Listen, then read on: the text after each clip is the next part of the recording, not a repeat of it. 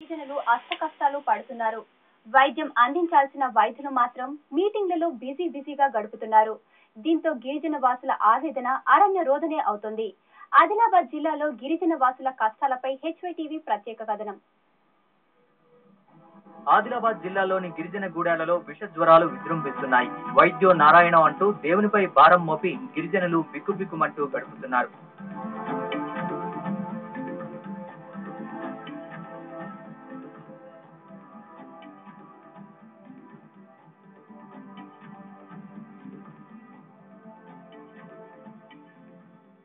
ఇప్పటికే జిల్లా వ్యాప్తంగా విష జ్వరాలతో దాదాపు 25 మంది మృతి చెందినట్లు సమాచారం.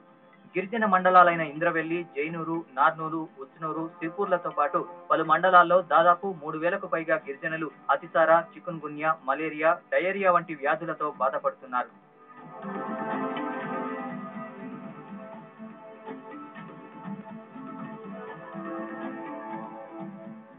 ప్రభుత్వాసుపత్రుల్లో వైద్యం సరిగా అందకపోవడంతో 3000 వరకు వెచ్చిస్తూ ప్రైవేటు వైద్యుల్ని ఆశ్రయిస్తున్నారు. దీనికి తోడు ఆరోగ్య కేంద్రాలలోని పడకల కొరత, వైద్య సిబ్బంది గైర్హాజరు రోగుల పాలిట శాపంగా మారాయి. ప్రతిరోజు ప్రాథమిక ఆరోగ్య కేంద్రాలలో దాదాపు 250 మంది వైద్యం కోసం వస్తుంటారు. పడకలు, వైద్యులు లేని కారణంగా రోగులు తిరుగుముఖం పడుతున్నారు. కొన్ని పిహెచ్సిలు ఆధునిక హంగులతో నిర్మించినప్పటికీ మన నేతల నిర్లక్ష్యంతో ప్రారంభానికి కూడా నోచుకోవడం లేదు.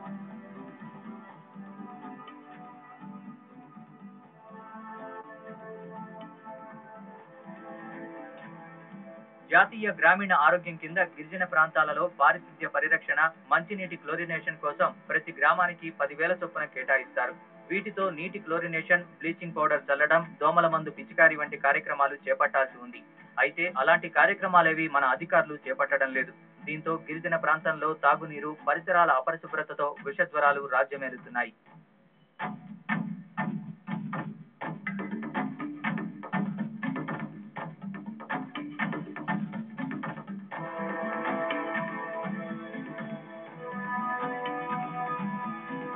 ప్రభుత్వం ప్రతి ఏటా గిరిజనులకు వైద్య సేవల కోసం 30 లక్షల నిధులు ఇవ్వాల్సి ఉండగా అవి ఇప్పటి వరకు అందలేదని గిరిజన వైద్య శాఖ అధికారులు చెబుతున్నారు.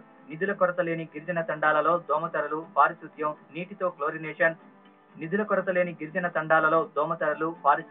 క్లోరినేషన్ నిర్వహించడం లేదని, ఇవన్నీ పంచాయతీరాజ్ శాఖ చూసుకోవాలని చేతులెత్తేస్తున్నారు.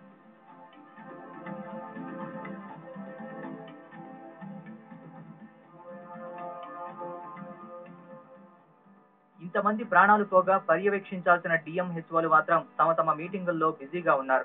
ఉన్నతాధికారులే ఇలా ఉంటే గ్రామ స్థాయిలో వైద్య సేవలు నత్తనడకన కొనసాగుతున్నాయంటే పెద్దగా ఆశ్చర్యపోవాల్సిన అవసరమేముంది?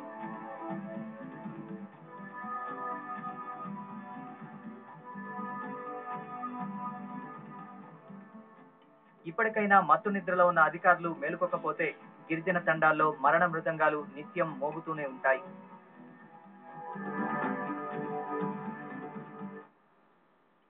విధి వెక్కిరించింది.